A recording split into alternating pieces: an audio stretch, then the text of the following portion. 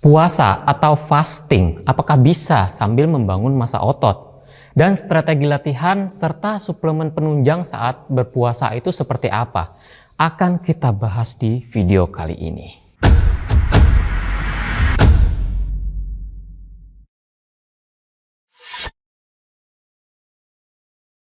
Kalau biasanya kan puasa identik dengan diet penurunan berat badan nih. Buat yang badannya tebel karena lemaknya, itu pasti nunggu kesempatan ini nih.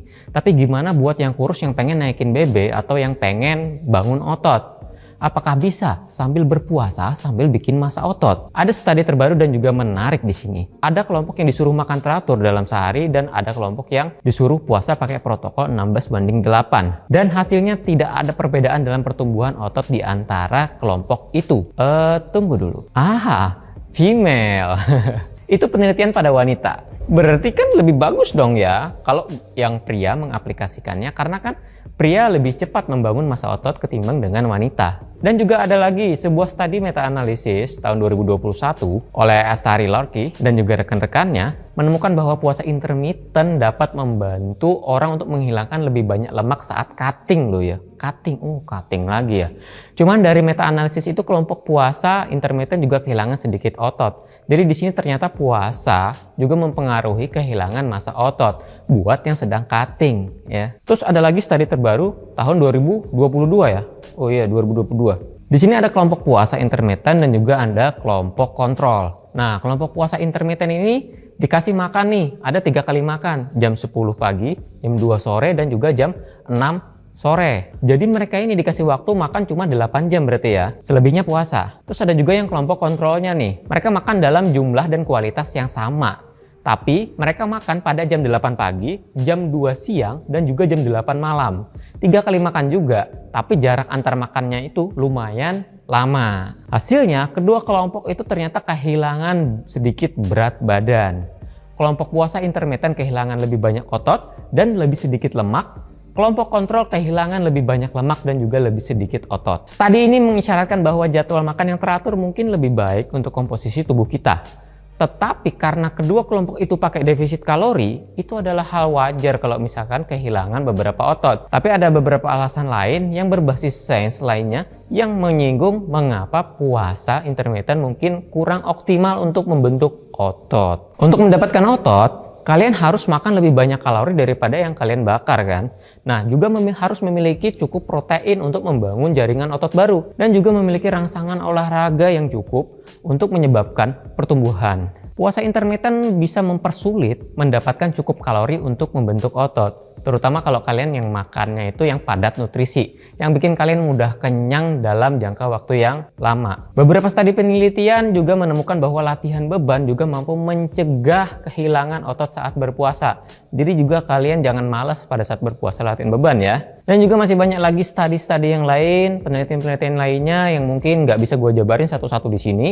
Tapi kesimpulannya, mungkin sulit untuk membangun otot dan juga lebih mengarah ke mempertahankan massa otot saat berpuasa biar nggak terlalu banyak nyusut. Di sini lebih menitik beratkan sulit, bukan nggak bisa sama sekali ya. Dan hasil studi lebih banyak mengarah ke program cutting yang biasa pakai metode puasa. Sulit bukan berarti nggak bisa ya. Berarti bisa dong bulking ya saat puasa. Terus caranya kayak gimana? Ya sulit. Kalau tips dari gua, ini bukan jadi patokan utama ya. Sesuaikan dengan body masing-masing. Bulk atau nambah massa otot atau juga nambah berat badan di bulan puasa memang sulit. Tapi lebih prioritas adalah mempertahankan otot saat berpuasa. Umat muslim sebentar lagi menyambut bulan suci Ramadan ya. Jadi di sini kita bakal bahas cara makan bulking di bulan puasa Ramadan. Berarti kalian harus berada di surplus kalori. Meal pertama saat makan sahur. Kalian wajib makan makanan padat nutrisi. Prioritas pertama adalah protein, prioritas kedua adalah karbo, dan prioritas ketiga adalah lemak. Serta mikronutrien biar kalian itu nggak lemes ya menjalani puasanya. Contohnya, meal pertama di saat sahur. Makanannya simpel aja nih. Telur dadar yang isinya 5 putih telur dan juga 2 kuning telurnya. Kalau misalkan kurang proteinnya bisa kalian tambahin lagi tuh telurnya. Berarti kita udah mencukupi protein dan fat dari kuning telurnya tadi. Tinggal karbonya nih. Karbonya kalian bisa pilih nasi putih atau juga mau nasi merah juga silahkan kalau misalkan kalian perlu fiber di situ. Dan jangan lupa sayuran hijaunya, capcay atau sayur-sayuran yang lainnya. Di situ ada brokoli, kol juga ya, dan juga sayur-sayuran yang lainnya. Nah, itu udah komplit. Lebih komplit kalau misalkan ada ditambah dari buah-buahan. Kalau sunnahnya, kurma. Makanlah kurma 3 biji saat bangun sahur. Kurma punya segudang vitamin dan juga mineral, itu banyak itu ya. Jadi bagus itu buat saat kita berpuasa, apalagi bulking.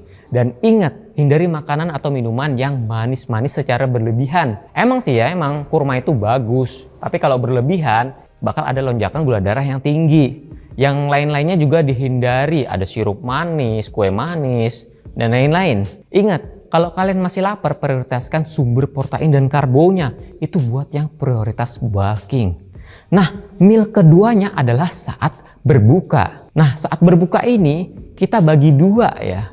Waktu berbuka dan juga waktu setelah sholat maghrib. Waktu berbuka utamakan hidrasi dulu. Air kelapa bagus, tapi air biasa pun juga nggak masalah. Terus makanlah makanan yang manis untuk mengembalikan gula yang terkuras saat kita berpuasa. Tapi manisnya di sini jangan sembarangan atau malah berlebihan. Malah minum es buah manis 2 gelas, terus kue manis, lapis legit dan lain-lain. Sunnahnya apa? Kurma. 1-3 biji kurma udah cukup. Prioritas utama adalah hidrasi. Maka minumlah 2 gelas air saat berbuka puasa. Nah, barulah sholat maghrib ya. Setelah itu baru asupi protein, karbo dan juga sayur-sayuran dan juga fat di situ. Contoh, ayam bakar plus nasi putih plus sayur tumis, buncis dan tomat. Nah, komplit udah itu ya. Usahakan di sini protein dan karbonya terpenuhi, lemaknya juga terpenuhi, tapi jangan terlalu banyak. Karena ini buat amunisi sholat malam. Gue menyarankan latihan bebannya itu di waktu setelah kalian berbuka. Dan lebih efektif setelah sholat malam. Karena di situ karbonya juga sudah masuk pas di meal keduanya tadi ya. Jadi, kalian punya banyak energi buat latihan beban. Kalaupun mau latihan sore, ya silahkan. Cuma di sini latihan bebannya pasti kurang maksimal. Padahal untuk menambah otot atau setidaknya mempertahankan otot lah ya, diperlukan stimulasi otot rangka yang efektif. Dan bahan bakar yang digunakan pada saat gym sore pasti terbatas. Buat yang lemaknya masih banyak, ya enggak masalah. Buat yang badannya skinny, pengen bangun otot, ya sulit, apalagi untuk mempertahankannya. Nah, kalau misalkan kalian latihan malam, maka meal ketiganya setelah latihan beban. Nah, meal ketiga inilah kalian bisa habiskan jatah kalori kalian sampai kalian berada di angka surplus. Tetap prioritaskan protein, karbo, dan fat. Fat jangan dilupakan juga ya, tapi utamakan adalah lemak yang sehat. Contoh protein ada di dada ayam lagi, ya asam manis, misalkan ayam asam manis. Karbonya dari nasi putih, sayurannya dari tumis tempe sama kacang, atau bisa kalian ngemil kacang rebus. Jadi sumber lemaknya ada di margarin buat menumis sayuran dan juga ayamnya tadi. Terus tempe, kacang itu juga punya kandungan lemak. Jadi udah cukup gitu ya. Kalau kurang bisa kalian asupi dari buah-buahan. Misalkan lemak, buah yang mengandung lemak misalkan alpukat. Nah, kalau kalian ternyata di meal ketiga itu masih belum terpenuhi nih surplus kalorinya, terutama protein atau karbonya, maka saatnya kita masukkan suplemen di situ.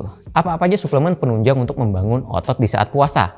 Pertama, susu protein. Kalau yang lagi bulk, terus sering begah, makan banyak, gue saranin pakai gainer. Tapi kalau makannya lahap, gue saranin pakai whey aja udah cukup. Tapi kita prioritaskan di sini buat yang lagi bulk atau ya setidaknya mempertahankan masa otot lah ya. Nah, konsumsinya sebaiknya kapan? Bisa saat kalian sahur, usahakan konsumsi susu proteinnya 1 jam sebelum kalian makan sahur. Kalau kalian minumnya setelah makan sahur, ya mungkin bisa begah. Nunggu nasi turun, ya keburu imsak. Karena sunnahnya, makan sahur kan ketika hampir mendekati waktu imsak ya.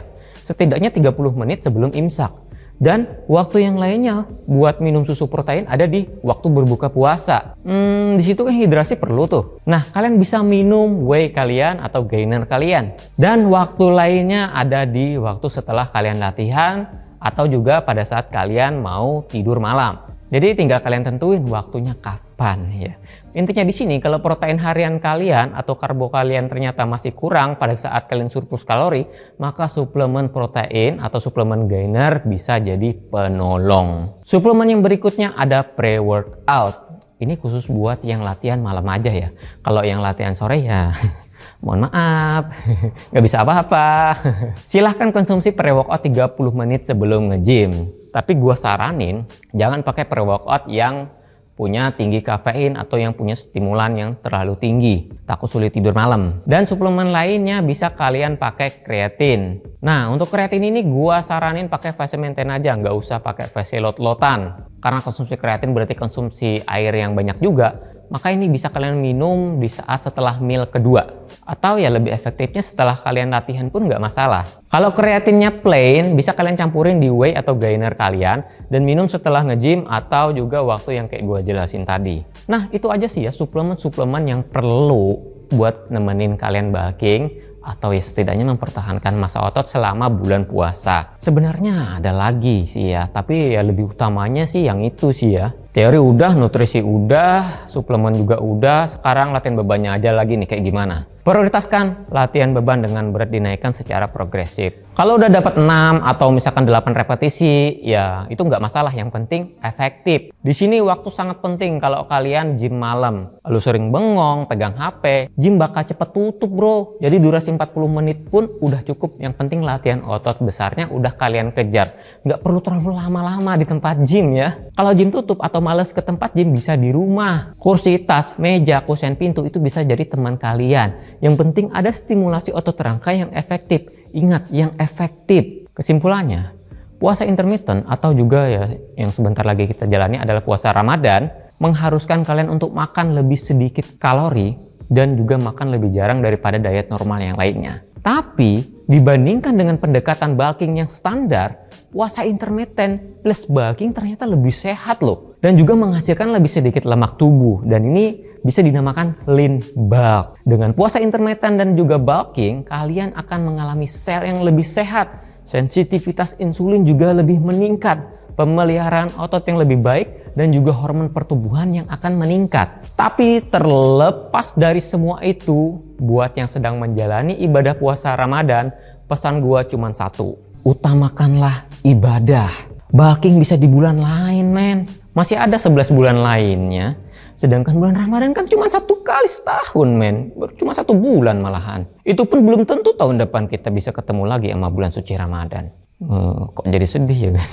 Terus buat yang udah terlanjur bulk gimana? Ya maintain aja. Gak perlu buru-buru nambahin massa otot. Gak perlu buru-buru lah kalian nambahin berat badan. Kalian kebanyakan makan, terus kekenyangan, apakah ibadah kalian bisa fokus? Ntar sholat malamnya malah ngantuk-ngantuk gitu ya. Atau jangan-jangan malah absen mulu nih sholat malamnya. Oke, kayaknya itu aja ya pesan singkat dari gua. Kurang lebihnya mohon dimaafkan. Kalau ada pertanyaan, masukan, kritikan, ataupun saran bisa diisi di kolom komentar di bawah ya. Sampai jumpa di video berikutnya. Bye.